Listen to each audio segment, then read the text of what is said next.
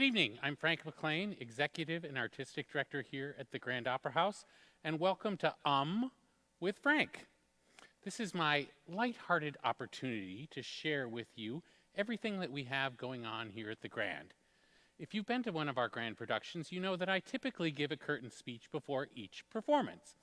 And the title of our program takes its name from the merciless teasing I get from the technical crew for the amount of times I say or ah. So we decided to have a little fun with this. We've intentionally scheduled this live stream at happy hour, so if you are of age and in a secure location, I encourage you to get a drink. And every time I say or ah, oh, look at that, I said both of them, 2 sips, I encourage you to take a drink. Now, this program is also recorded, so if you're watching it at a later time, perhaps in the middle of the night and you're all by yourself, well, that's just sad. So it really doesn't matter what you drink. But if you're with family and friends and within your social COVID circle or properly socially distanced, why don't you try champagne? It's delicious. Regardless of when or where you're drinking, remember, it's 5 o'clock somewhere. Today, I'm drinking expired Bud Light.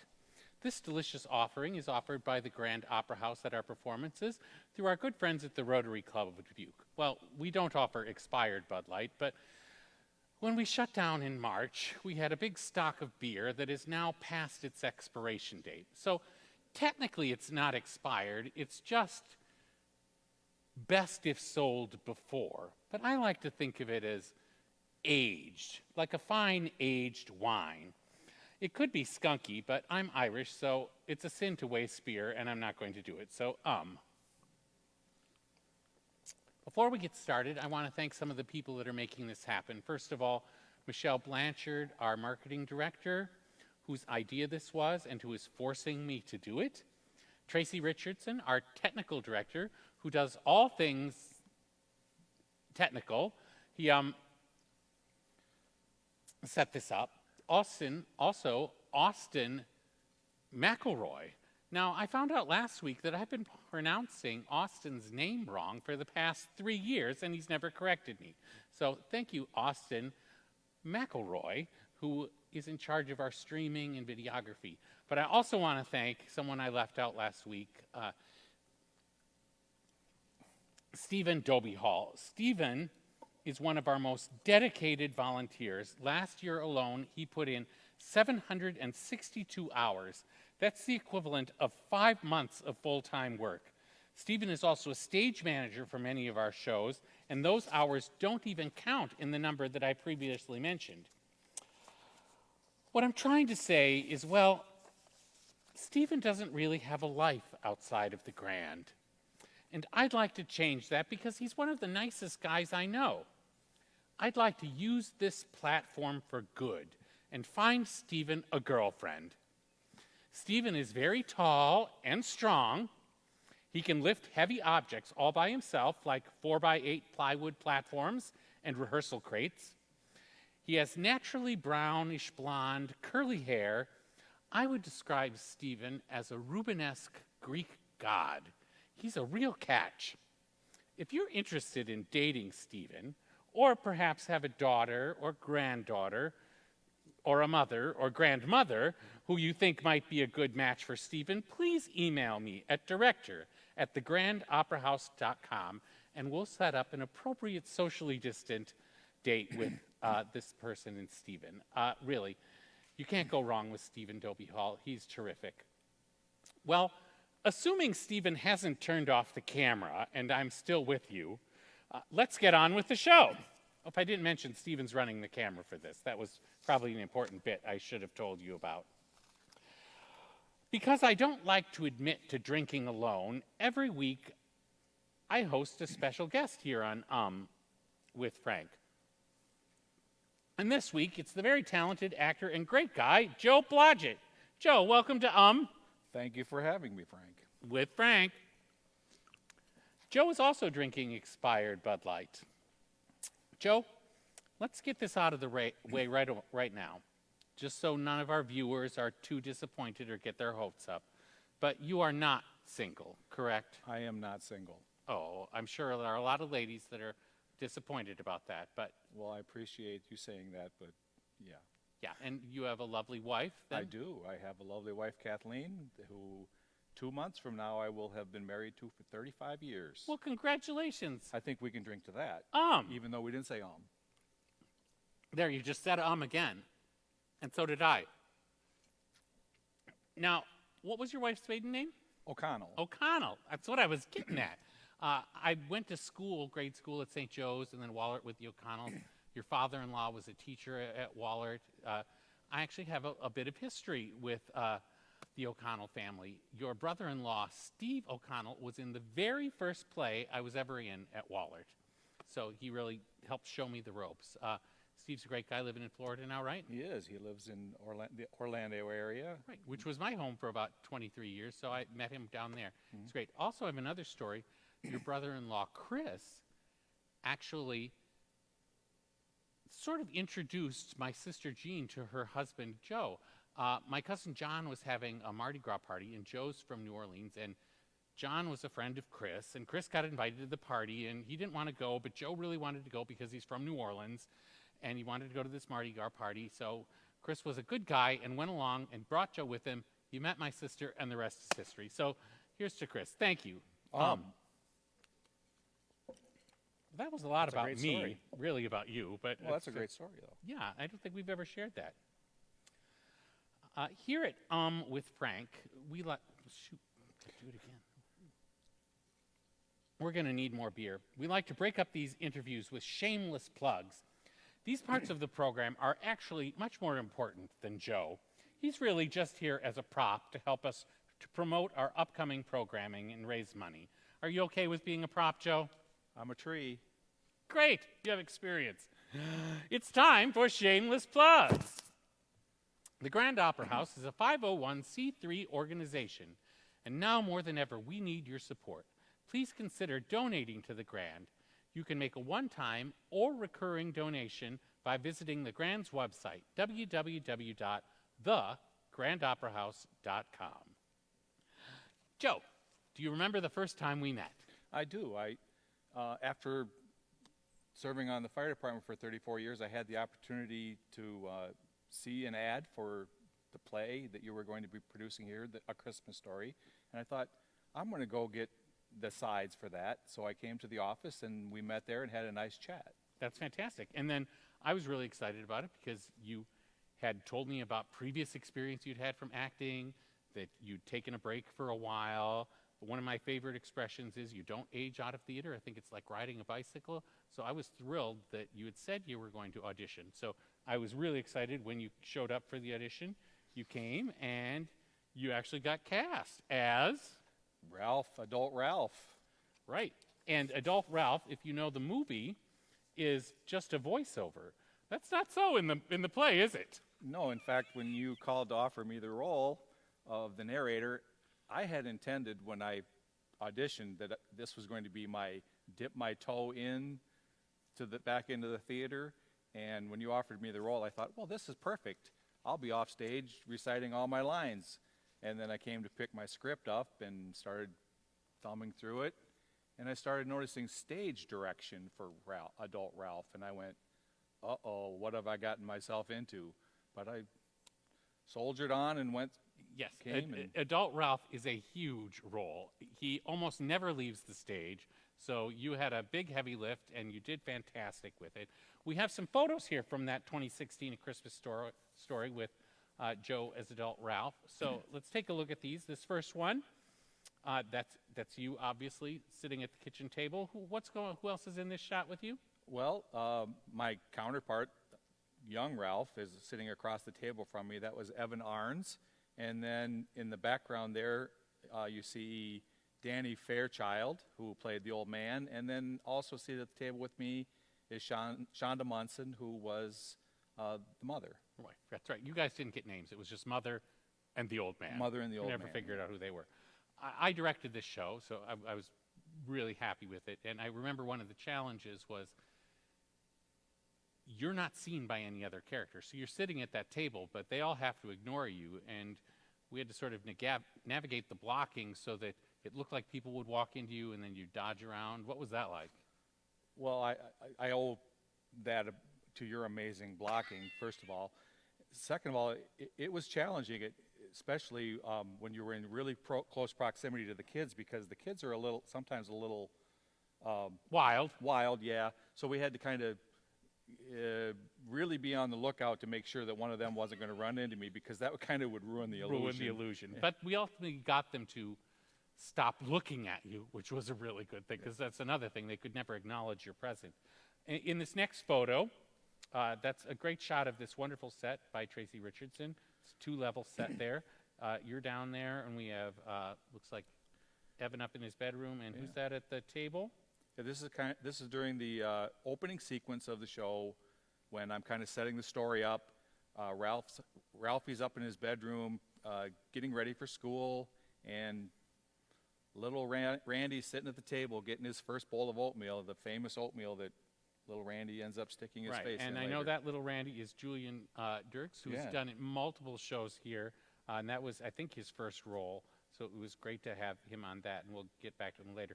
This next picture is an iconic picture. There's Randy all dressed up in his snowsuit. He's about to fall down and not going to be able to get up.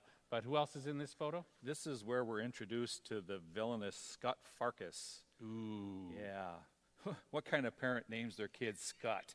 And what color eyes did Scut have? Yellow eyes. So help me God, he had yellow eyes. Oh, you're good. You remember your lines. That's fantastic. We also have Jaden Brookings in there and Gabe Green, both of whom have done other wonderful stuff here at the Grand. And you're in a cool spotlight. I love this next shot here. This is in one of Ralphie. That's how we distinguish you. You were Ralph. Your younger self was Ralphie. Mm-hmm. This is in one of his fantasy scenes. He's just gotten his term paper back, which he thought was going to get him an A. It's a disappointing grade, and then what happens? C+. Ah. And what did the teacher write at the bottom? You'll shoot your eye out. So here we have the Shonda, who's playing the mother, dressed up as a winged monkey, and Miss Shields, who's played by Ruth Dutmeyer. This was actually Ruth's first show as well since high school, so it was great having people back. Also, one of my favorite stories about this production is that Ruth's granddaughter, Belle McGovern, was cast in this show, and as well as Belle's father as the Christmas tree salesman and delivery man. Now, I knew the McGoverns were related, but I didn't put that Ruth's last name is Dutmeyer, that I didn't put that together, that they were all one family. So we wound up getting 3 generations in one show, which is why we want to do community theater. It's just really terrific. I think that was kind of about rides and the convenience of getting people here. When they were cast, though, I had no idea that Ruth was Belle's grandmother. So that was just, and Ruth had recently graduated as a teacher, so she had tons of experience. Sure. And it was great fun. I love this last photo. It's very simple, but it's really reminiscent of the beautiful memory play that this is. So what's happening? It's a very final tableau. Oh, Ralphie's all snuggled up with his legendary official Red Ryder Carbine Action 200-shot range model air rifle with a compass and this thing which tells time built right into the stock. That was beautiful. Really terrific. So all in all, moving away now, it was a bigger role than you thought. I got to say because I'm getting a little parched. Okay. I like the way you work. Was The Christmas Story a positive experience, or was it more of an actor's nightmare? It was an absolutely fantastic experience. At the beginning, with the stress of learning all the lines was kind of overwhelming, but once the show got on stage and I got through that first night and was able to remember all my lines, it was all good. We had you bouncing all over the place, though, because initially we thought you'd never leave stage, but then we had you'd leave this side and you'd have to run around and come on another side, and you'd be always in a spotlight. And I remember one fun evening, the spotlight always had to figure out where you were going to go. So what happened on one of those evenings? Well, it was towards the end of the show, and I made an entrance from over here and was standing on the wing over here, expecting the spotlight to come up on me, and the spotlight came up over on the other side of the stage, and Whitney Arnold, who was the prop person for that show, was out setting props, and all of a sudden looks up and the spotlight. Why is the spotlight on me while I'm setting props? And I said, "I'm over here." And actually, that probably got the biggest laugh that I got during the entire run of the show. And immediately, my thought in my own mind went to, "Oh dear Lord, I just upstaged a crew member," which I learned very long time ago is really a bad move. It was an incredibly funny moment, and the spot swung over to you, and it's what we call a happy accident. A happy accident. Well, thanks, Joe, for sharing those memories of A Christmas Story. But you know what time it is? It's time for another shameless plug.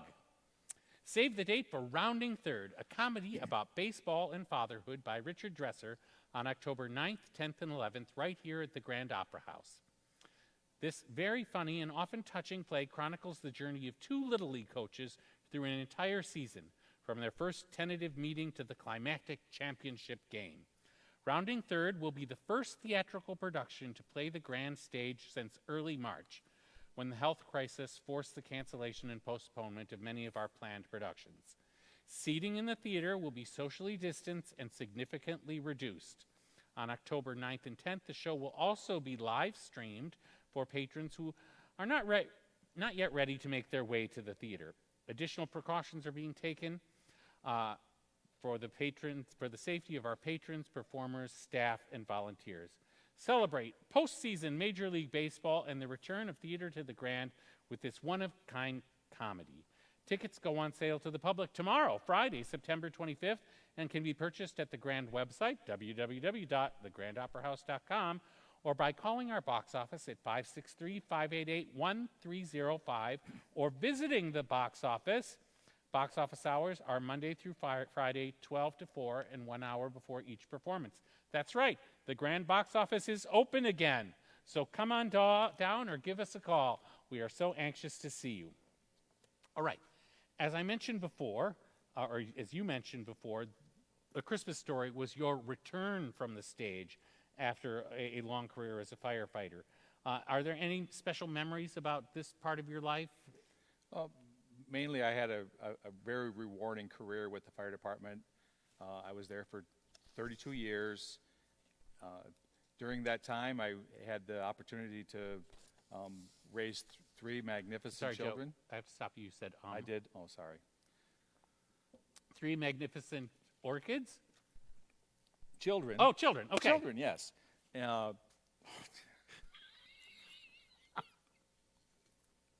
Dude, you're killing me here. But anyway, my wife and I raised three fantastic children. It's good you gave her credit. She's probably watching. Yeah, she might be. Who knows? But anyway, during that time, I also substitute taught for 15 years with the East Dubuque and the Dubuque Community School Districts, and that was very rewarding as well as being with the fire department. I felt like I was able to make a difference in some lives. Thank you for your service. I know when I was in grade school, we all got to tour the fire thing, and I was just so excited about the pole. So I got to ask you, did you get to slide down the fire pole? We actually did, yes. At fire headquarters, there are two large bedrooms that we sleep in at night, and when the alarm goes off at night, you got to get your gear on and slide down the pole. So I got the opportunity to do that many, many times. I graduated from Clark College in 1984, 2 days after the big Clark fire. Were you part of the force then? I actually was. That was a little less than a year after I started on the fire department. That was my first major fire that I had gone to. That was something, it was very frightening, and thank you for your service and all that. It's really a brave thing to do. But it's time now for another shameless plug. Okay. The Ghost Stories of the Grand, Sundays at 7 p.m. on Facebook and YouTube. Each week, your host, Michelle, takes you through a floor of the theater and shares history, ghost stories, and paranormal proof behind the rumors. Get to know the Grand and its ghostly inhabitants a little better each week. Past episodes can always be accessed from the Grand On Demand page on our website. Let's get back to theater. So when did the theater bug first bite you? Well, I had been in several shows when I was in high school, but I didn't really feel like I had caught the bug. But when I went to college, I took a intro to theater class, and part of that class was that you had to either work on the set or you had to audition and be a member of the cast. And so I auditioned for the show, and I was cast as an ensemble member for the show Babes in Arms. Terrific, Babes in Arms. That's a musical. Now, you haven't been in a musical for us. Would you, our other guests have sung a number, so are you prepared to sing a number for us? No. No. Good answer. Good answer. How did you make it through that audition if you didn't sing? Well, when I was in college, I always would audition with the song, the Chicago Bears fight songs. The Chicago Bears were my football team. And that's from what musical? It's really not from a musical. And that Okay, then that's why I don't know it. That's what created the problem, because I had auditioned with that song for several shows and had been cast, and it was kind of a running joke with the theater department that I was always going to audition with that show. Well, the one year that they were going to do Camelot, and they decided to involve the music department from Augustana. And Augustana has this world-renowned choral music department that they have sung for kings and queens around the globe. And so they were a little bit, I don't want to say prissy or whatever, about me auditioning and singing a fight song for an NFL football team. So they told the theater director, that if I sang that song at the audition, I was absolutely not going to get cast. Oh, no matter how well you sang it? Correct. So I had a wild idea that possibly we could work this song up into a ballad. So I sat down in a audition or a practice room with the director, and we worked up a little ballad. He played the piano. He had this fantastic flourish leading into it. And as soon as he hit the first note for the Chicago Bears fight song, all of the other people who had been in shows with me before recognized that this was going to be the Chicago Bears fight song, and they just went crazy with applause and laughter. A big hit. Did you get cast? I did. All right. So they didn't fall through on that. I got cast as Sir Dinadin, and then I ended up having to turn the role down later on because I had too much other stuff going on, and I turned the role down. Well, but, it serves them right for, dishing your fight song. If you ever want to audition for a grand musical, feel free to sing the Chicago Bears fight song. I'll keep that in mind. You were kind enough to share with me some photos of your history, so let's take a look at those. So these are photos of Joe when he was just getting his start. This first one is you, East Dubuque High School. What's going on here? Oh, this is the show. This was my senior year in high school, and this was the show Ask Any Girl. I don't really remember a whole lot about it. I do remember that in the movie, Shirley MacLaine played the female protagonist in the show. So you look very mature here. You've already got a mustache for a high school. You don't look like a high school kid at all. I was. Mature all around. Well, let's go to the next photo. You mentioned this show already, Babes in Arms. So it was the first show you did at Augustana? Yes, it was. And like I said, I was in the ensemble. Fantastic show, great music, incredible cast. I had such a great time that that's what propelled me to want to do more theater there. It's Rodgers and Hart. I love all the music to Babes in Arms, but I don't think I've ever seen it on stage. It's got My Funny Valentine. These just really great songs. Great show. I hope we could do it sometime. Let's take a look at the next photo here. Another one at Augustana College, and this is what? This is Moon Children. Ooh, sounds very spacey. Well, not really. It's a show about 8 college students that live communally in the attic of a house, and their big thing is they're protesting against the wars and things like that. Very Vietnam timely. Specifically, and it was a very interesting show. My character name was Dick in the show, and the name was very fitting. I think I catch your drift here. I got to be honest, Joe. I'm having a hard time picking you out here. Which one are you? I'm farthest to the left with the bib overalls. Bib on. and a beard. And the Looking beard. all burly Yeah, again. Who's that tall guy? Looks like That- he's about 6'9". He's kind of a famous guy. What? His name is David Allen Gruber, and many of you may not know him, but he was in the movie Bad Teacher. He was the long-haired, bearded teacher in that, and then he was in several other movies, and he also starred in a show on Comedy Central called The Naked Trucker and T-Bones. Ooh, did you ever get to be a guest star? I wished I would. But Steve Carell was actually on that show. You know who I'm Steve gonna have Carell to Google is. it. Yeah, I want to see The Naked Trucker. Yeah. And then I'm trying to think of the other actor's name. He's been in a lot of movies like the Will Ferrell. He's like in that Will Ferrell gang. Plays T-Bones in the movie or the show, but I can't remember his name.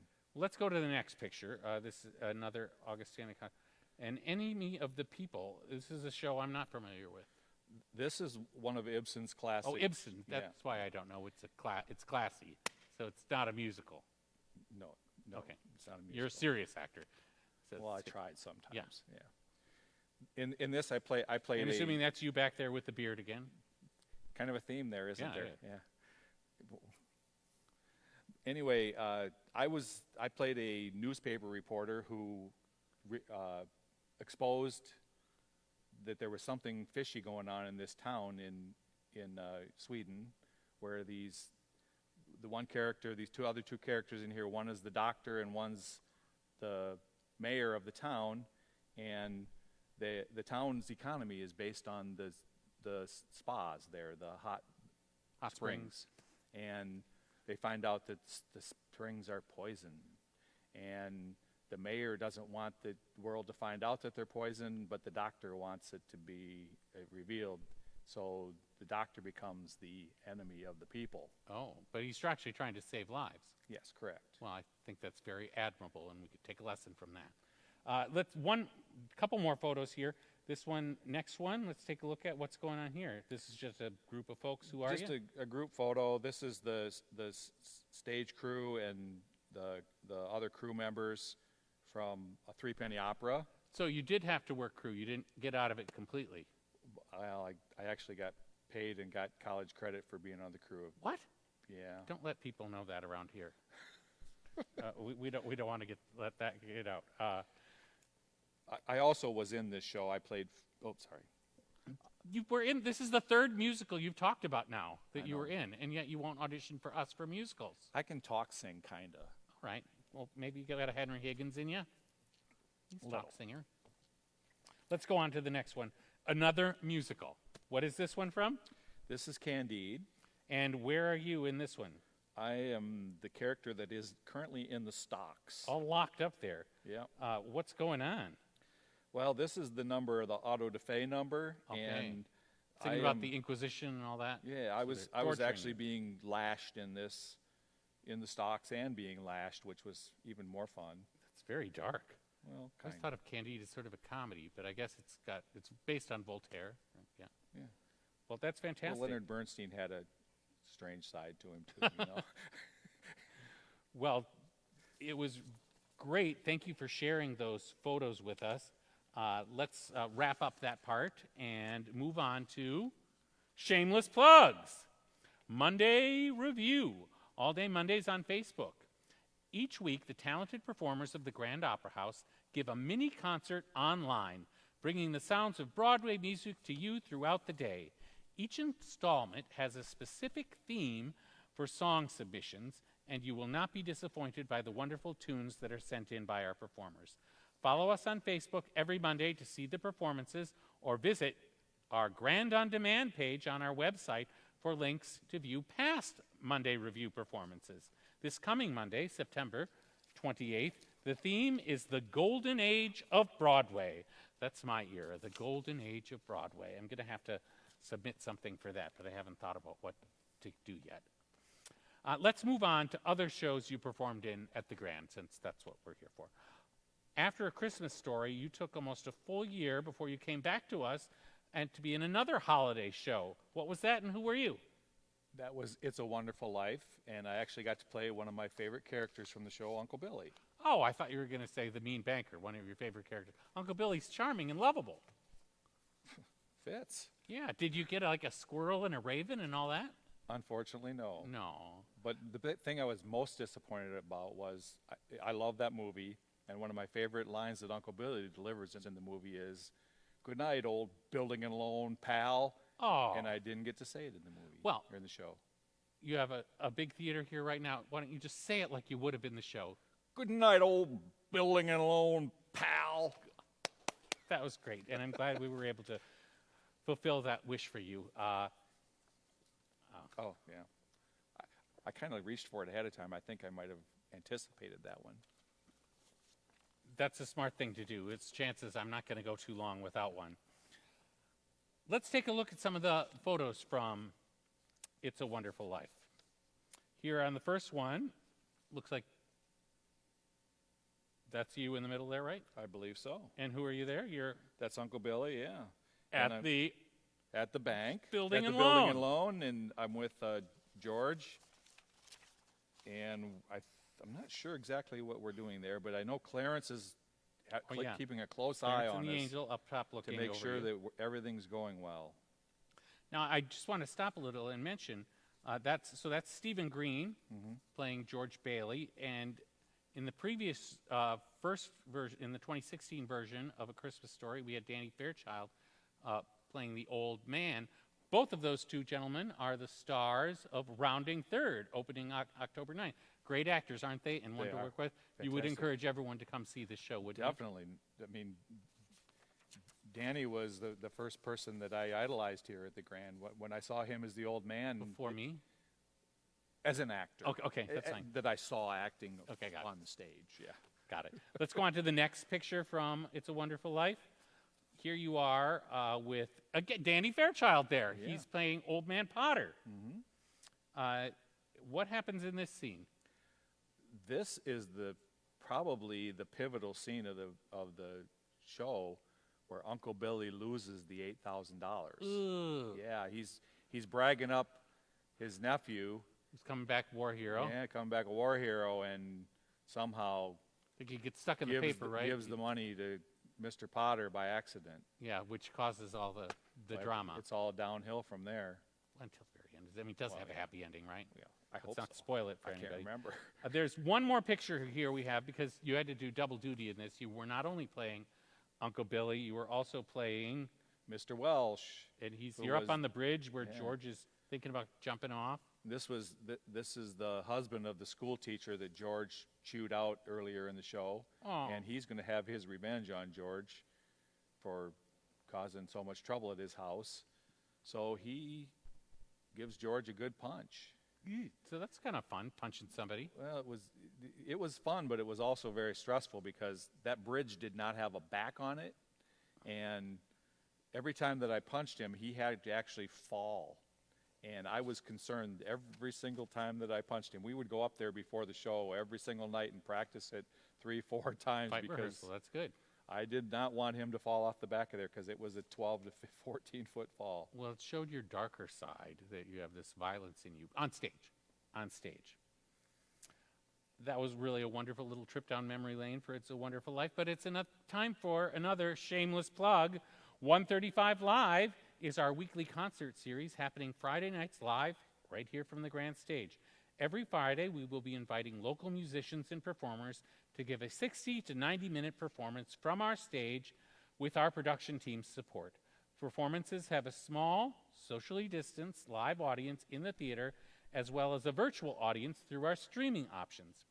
This Friday, September 25th, we're welcoming back to the stage the incredible Nick Johnson. Nick is a great singer, talented guitarist who has graced our stage many times. In fact, he kicked off our 135 Live series way back in March before the health crisis forced us to really hunker down. And that was just after he had played Lonnie, the rockin' narrator in our production of Rock of Ages. 135 Live concerts and live streams begin at 7:30, and the stream always remains active and available until the following Monday. So if you don't get a chance to watch it in real time, you can still enjoy the concerts throughout the weekend. For tickets, or to be part of the live audience, or to get access to the live stream, please check out our Grand On Demand page on our website, www.thegrandoperahouse.com, or call or visit the box office. So, It looks like your next grand production, we finally get you in a non-holiday show, although there was a Christmas tree on stage the entire time during this show. What was that show, and who did you play? That was The Man Who Came to Dinner, All right. and I It played. was a big cast. It really was. It was a great show, and one of the most fantastic sets I've ever seen. I agree. Yeah, and kudos to Tracy for that. I played two small roles in this show. One was Henderson the Hatchet Fiend. I was a convict, and I don't know if they have the picture up for that. Oh, we'll put it up in just a moment. Okay. Yeah. So let's go to the photos. Yeah, here we have the man who came to. There you are as Henderson. You're the convict on the end there. Yes, I am. Now I recall. What did Henderson do to his victims? He chopped them up in a salad bowl. I guess very, very dark. Very dark. Yes. Let's go to the next photo. This is your other character. And I was the delivery man, so I got to deliver the penguins in one scene, and then I also got to deliver the sarcophagus in another scene. Very fantastic. I love. Lots of people asked if we were going to get real penguins. Unfortunately, we were not able to. But you believe, when you were looking at that crate, I believed you were seeing real penguins in that crate. There weren't real penguins in there? See, let's go to the final picture here from The Man Who Came to Dinner. This is a company shot, the final shot, but a great opportunity to look at how beautiful that set is. We got to use our grand piano out there. And where are you, Joe? I believe I'm Look at that. in the center. Dead center. Just to the right of You have perfectly framed yourself. the star of the show, Michael Wanzi. My friend from Florida. Yeah, that was great. Well, we're so thrilled that we were able to bring Michael up for that, and it was a great show. So we've moved through that, and I guess that means it's time for what? I don't know. Another shameless plug. Oh, okay. I think you'd be getting used to this by now. Easel Wars. Select Wednesdays, live on the grand stage and streaming online. 2 artists enter, 1 artist leave. John Little and Emily Anderson are 2 acclaimed local artists, and both are regular volunteers here at the Grand Opera House. They have spent countless hours working with our technical director to create new worlds on our stage out of paint and wood. Both have already painted once on their own, and in the finale on Wednesday, October 14th, they will go head-to-head. Each painting created by them will be raffled off as a fundraiser for the Grand Opera House. Now, I got to tell you, I've seen the first 2 installments of this. These are not stodgy arts events. Rather, they have both live and a virtual audience, and they're encouraged to heckle, throwing up obstacles and questions to distract the artists while they're working under a deadline to finish their painting. It's more like putting artists into the Coliseum and then releasing the lions and see what they can come up with. The event is hosted by Grand Opera House favorite Dan Haggerty. Visit Grand On Demand for tickets to the finale or to watch the previous installments. Catch yourself up. This is a fundraiser, so there are also links to donate to the campaign of the artist of your choice or donate to both of them. Each $10 donation is also an entry into a raffle to win the paintings that are being created before your eyes. Easel Wars. Art isn't always pretty. Well, the paintings are great, but it can get ugly while they're making them. Easel Wars. Check it out. Joe. You know what, Frank?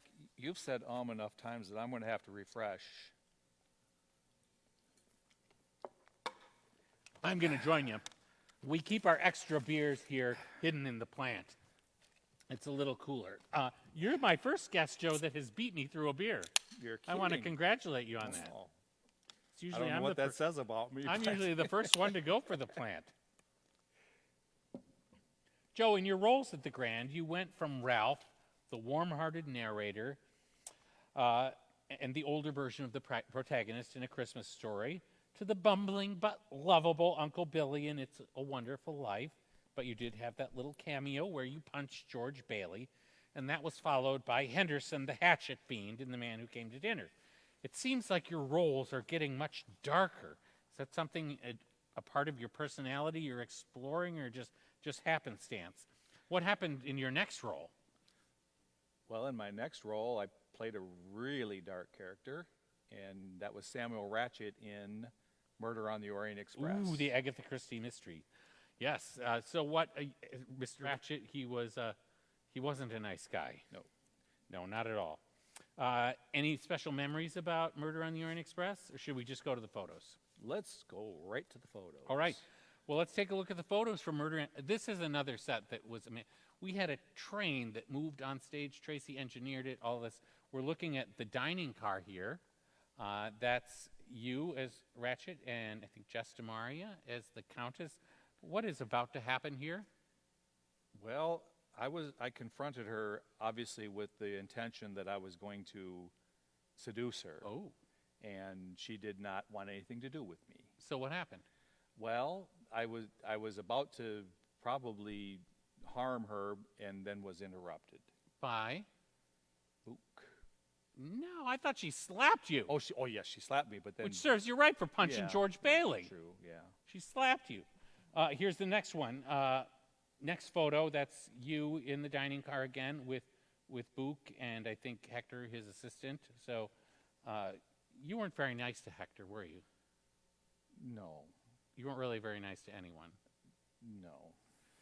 Well, in the next photo here is the sleeping car. They were all divided up. The train was created so that we saw into the sleeping cars, but we were also able to see through the sleeping cars into the little narrow aisleway that would come up. So that's character Helen, and who's that in the center there? That looks like, I think That's Dan. Dan Haggerty Yeah. playing Michelle, the conductor.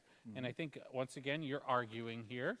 Yeah. Not a very friendly person. So you weren't very popular on this train, were you? One word answer? No. No. So let's go to the next photo, and here we have you. And what are you doing in this photo? Being dead. You got murdered. I did. So you were dead. At what point in the show did you get murdered? Probably about 2/3 to 3/4 of the way through the first act. So you're dead. So then in this next photo, we can see the people in the hallway. They're about to discover the body. What are you doing in this photo? It looks like I'm being dead. You're still dead. Still dead. So this was a challenging role for you. In this next photo, there's Perot checking your heart. I'm assuming you are Dead? dead. That's actually not very hard to do. So the rest of the first act, and then what? All of the second act? You're just lying there? All of the second act. Did you fall asleep? I did not, because I was afraid that if I fell asleep, I'd start snoring. So I kept myself awake. Well, let's go to the next photo here. We're back in the dining car. Now, I think this is the interrogation scene. You're not in this photo, but you're probably down in the other car. And what would you be doing in the other car? I think I was still dead. Still dead. Still dead. Okay, the next photo here, we have Ed Henry as Perot, Jess DeMaria as the Countess. She was also a doctor, very convenient. And it looks like they're checking your pulse because you are I think she was figuring out that I was dead. dead. And here's one final shot from here. Everyone gathered around in the hallway waiting to bust in. That's Lori Kiefer lying on the ground. She's something has happened, but you're still there in your car, and apparently you are dead. So I don't make light of it, but that it must have been a real challenge to not move for that. Like, what was that? Like a good hour plus while you're not moving? Probably about that length, yeah. There was it was more than I could possibly have imagined that I would have to do mentally and physically to be still for that long. Well, you did it beautifully. It's not. I believe this was a new Ken Ludwig adaptation of the show, and we were one of the first theaters in the country to do it. My understanding is that in other theaters that had done it, they put a dummy out there in the second act to play. Well, we did too. That's a good one. See, this is why I bring napkins with me. Joe, you know what it's time for? No. Shameless plugs! Oh, I keep forgetting. How can I forget? Also on Fridays before 1:35, it's popcorn in front of the Grand Opera House. We know you've been missing our intermission popcorn from the Grand's concession stand. Well, Pine no more for that fluffy, salty goodness. We have you covered. Every Friday from 4 to 7, you can get a box of freshly made popcorn, I make it myself, in front of the Grand Opera House. And from 5 to 7, you may also get to meet one of our local celebrities. If you have been coming down to the Grand and seeing shows, you don't want to miss a chance to meet some of the actors who bring those wonderful shows to life on our stage. Check out our Facebook events and social media pages to find out who our celebrity popcorn sellers will be. But I'm telling you, tomorrow it's going to be 2 of Joe's Murder on the Orient Express co-stars, Lori Kiefer and Whitney Arnold, are going to be selling popcorn. Fantastic. Are you going to be coming down for some popcorn? You betcha. Okay, I'm Best counting. popcorn in town. It is. I'm going to count on you for that. You don't want to eat popcorn, though, right before you're going to lie dead for an hour. No. That would really get in your throat, I think. It wouldn't. So, And if you got something between your teeth, you'd be sitting there like, oh, yeah, very long. yeah, that would, sorry. Well, I just mentioned Whitney Arnold, who was my very first guest on with Frank. She played your wife in the next grand show you did, which was your return to A Christmas Story. All right, that was in 2019. So you didn't play the same character here, did you? No, I got the opportunity to play the old man. The old man. Yeah, that's fantastic. So you played Ralphie's dad, the old man. What was it like coming back to a show that you had done a few years earlier, but playing a different part? Did you want to be the narrator again? I mean, I directed it, so I didn't really ask you. I just cast you. But what would have your preference been? The old man. You wanted to play the old man. Yeah, I did. The narrator, I had played it, and it was Been there, great. done that. Well, I mean, if you would have had called me and asked me and cast me as the narrator, I would have gladly. Oh, that's good. I thought you were about to say I would have said no. No, I would have Okay. I would have gladly done it, and I would have probably enjoyed it and had fun with it. But it was fun to do something different. But the old man is a fun character. Yeah. It's a fun character. Now, if you hear dogs barking, what do you think of? I don't know. You mean the Bumpasounds. Bumpasounds. They Bumpuses. plague him. The They Bumpases. plague him. That's right. Well, let's take a look at the photos from Christmas Story 2. Not the sequel, just the second time. There actually is a Christmas Story 2, I think, isn't there? They made a movie of it. I think it's really bad.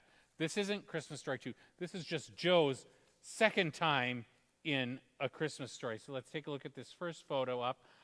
There you are. So what's going on here? This looks very familiar.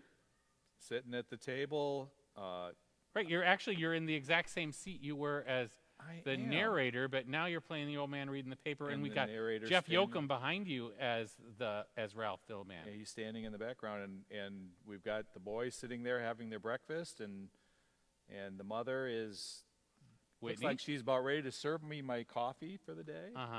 And so we have this time it's Jonathan McGovern as little Ralphie, and that is Connell Brock as Randy, the little piggy.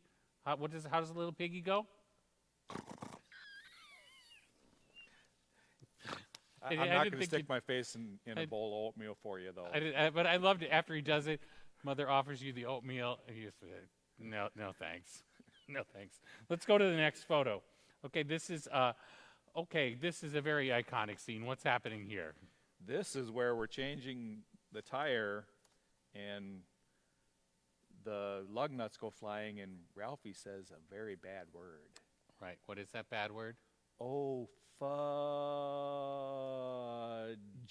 Make sure you get that G in there. Fudge. Yep. He must have really liked candy. That would be it. Let's move on to the next photo here. I love your expression here. This is, of course, you with That beautiful leg lamp. the leg lamp. It was my major award. Your major award. You won it. You I won did. it. I You won won it. And we'll go to this last photo here from, I think this is our last photo, but it's the whole cast there. There's some familiar faces in there that were in both productions, not just you. Can you pick any of them out? It's kind of small. But I know we have Jaden Brookins, who played Flick in the first time around. He's in there. There's Caitlin Danielson. That's She right, was an ensemble member in the first time. one of Ralphie's classmates, and this time she played Helen. I'm sure I'm missing some other ones. Oh, Scott Farkas. He was in the first one as a desperado. He played Scott in later. Mira Brock was in both. Yeah. Was Julian in this one too? I can't remember. Oh, yeah, there's Julian.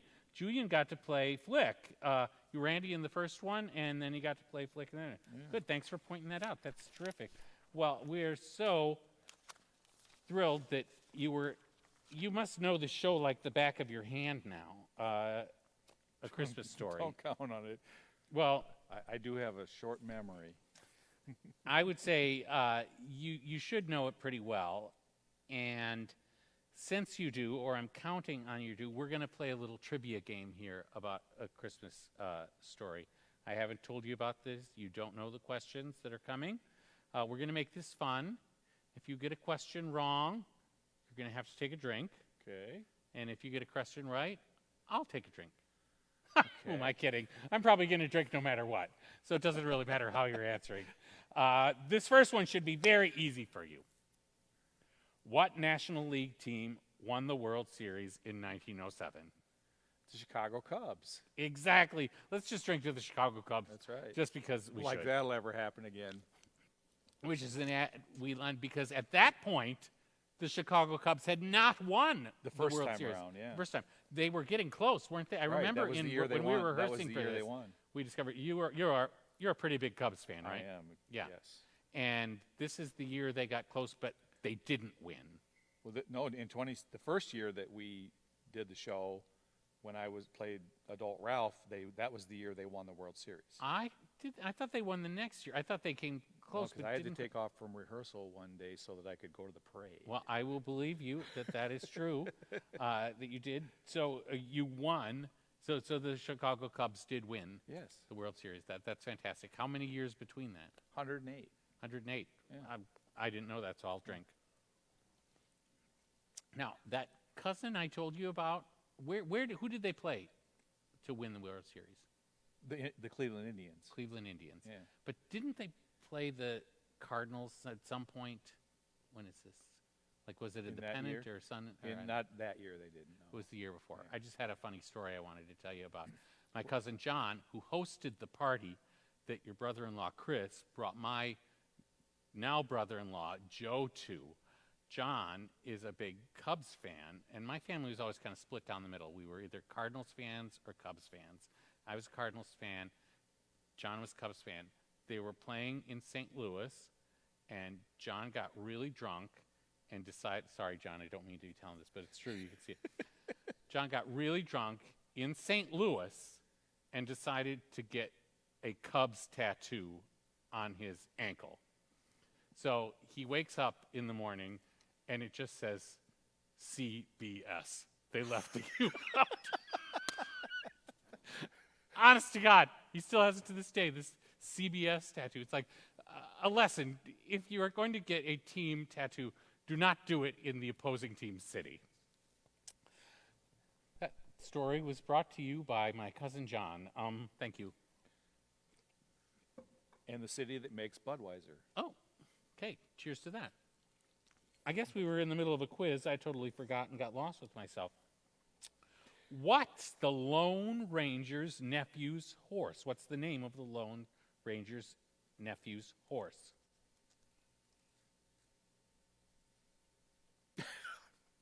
I'm just going to drink because I don't remember. All right. I've written down here Victor, but I don't know whether that's correct. Would Victor been the name of the horse? But that was the mother says the name. Victor, Victor is who the name. did Victor. Dan Reed was the nephew, and Yeah. Victor was his horse. It seems like a really odd name for a horse. The Lone Ranger's nephew's His horse. Yeah. Yes. So, okay. In A Christmas Story, the old man battles the furnace. From the basement, he calls out to Mother to open what? The dig dong friggle Well, rag. actually, you're going farther than I want, because that's going to be a Damper. bonus question. The damper. Damper the is the damper. answer Yeah. I was looking for. Okay. So I will drink. You got that right. The ding blang figgle. Now, for wasn't bonus damper. points, there are two possible correct answers here. Okay. One is he opens the blank damper, or the damper. Open the blank, blank, blank damper. Can you fill in the blanks? Open the ding, blang, fizzle, wasn't damper. I'm going to make you drink. That's not, it's sort of there, but take a Close? drink. Kind of ding, blang is in there, but not really. Well, I'm going to give that one to you. Fuzzle, whizzin'. Yes, okay, good. I got a drink. So open the ding, blang, fuzzle, whizzin' damper. And the two-word one I was looking for that you did get wrong. Well, I only asked you for one, was the dog bone damper. Open the dog bone damper. Okay. I'll drink just because I didn't. Sure, then I'll join you. What was the old man's speed goal for changing the tire in the old fudge scene? 4 minutes. 4 minutes. Excellent. I got a drink. Time me. Now he didn't make it. How long did it take him? 6. Ah, you're getting me drunk, Joe. You got a much better memory than me. Okay, here's one good one. What was the name of Little Orphan Annie's radio announcer? Pierre. Do I have to have the last name too? If you had it, it would be really special. So we know he's French. Yeah. I'm going to give it Pierre Andre. Pierre Andre. Pierre Andre. I'll take a That's drink. a half a drink. Sure. Last question, and you actually already kind of spoiled it for me because Sorry. you've done this. I need you to complete this phrase. A legendary Official Red Ryder carbine action 200-shot range model air rifle with a compass and distinguished tells time built right into the stock. That was perfect. Cheers. You don't have Cheers. to drink, but No. oh, good. We're in this together. I'm not twisting your arm. Okay. Well, that was a great fun quiz, but what's it time for? Another shameless plug. Oh, Joe got it right finally. It only took me 5 times. Yes. Unfortunately, the pandemic has forced us to cancel our annual Halloween event, Terror at the Grand. But the absence of the event is allowing us to present something we've always wanted to do. On Friday, October 30th and Saturday, October 31st at 7 p.m. and midnight, the Grand will be showing the cult classic, The Rocky Horror Picture Show. So let's all do the time warp again with Brad, Janet, Dr. Frankenfurter, and the rest of the Transylvanian gang on the big screen at the Grand Opera House. With only 4 showings and limited socially distanced seating, you'll want to make your reservations now by visiting our website or box office. Tickets are just $10. The wearing of costumes is encouraged, and show goodie bags for the interactive viewing experience will be available for purchase. Come up to the lab and see what's on the slab. I can see you shiver with anticipation.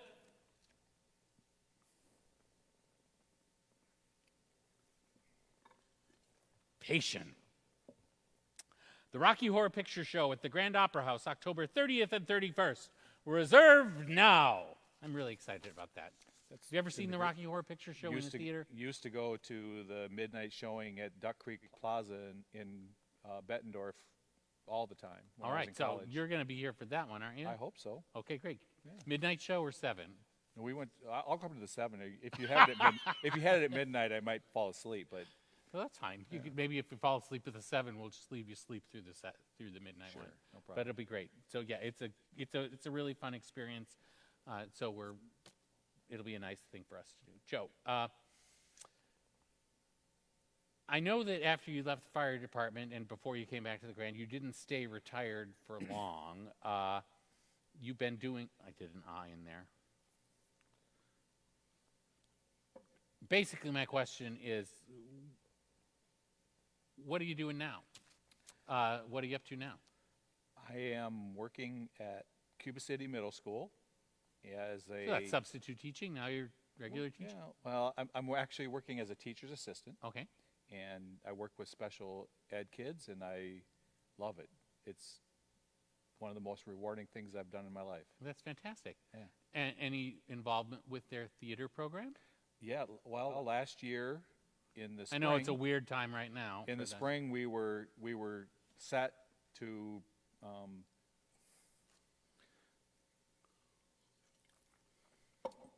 we had done 11 weeks of rehearsal for Little Women the musical. I was the assistant director, and unfortunately, we were not able to perform it because of the COVID.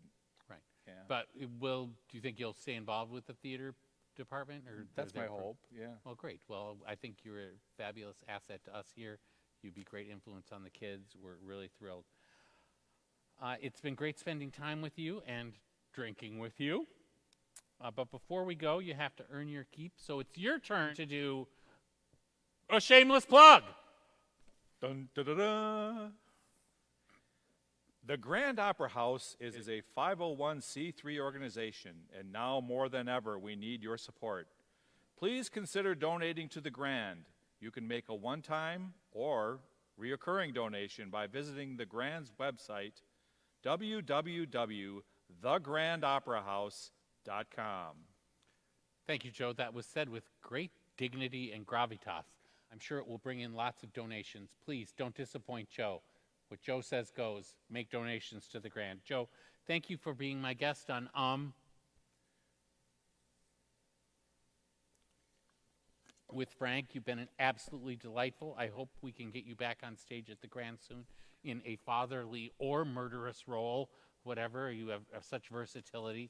It will be just a treat. Next week on when I say the name of the show, we drink a lot. With Frank, my guest will be the young and talented Caitlin Danielson, who was in both versions of A Christmas Story She'll be a with you. fantastic guest. Caitlin has been growing up before our eyes on the Grand stage, both in our youth program and in main stage productions. At this point in the show, you really can't expect me to not slur. Oh, wait. In deference to Caitlin's tender years, instead of drinking expired beer, we will be drinking milkshakes, one of my other passions, ice cream. Love milkshakes. Make sure to tune in next Thursday for our very special edition of with Frank. And don't forget to stay on top of everything that's happening at the Grand by visiting the Grand On Demand page on the Grand website, www.thegrandoperahouse.com. Thank you so much, and thank you for joining us for with Frank. Tuning out. Fantastic.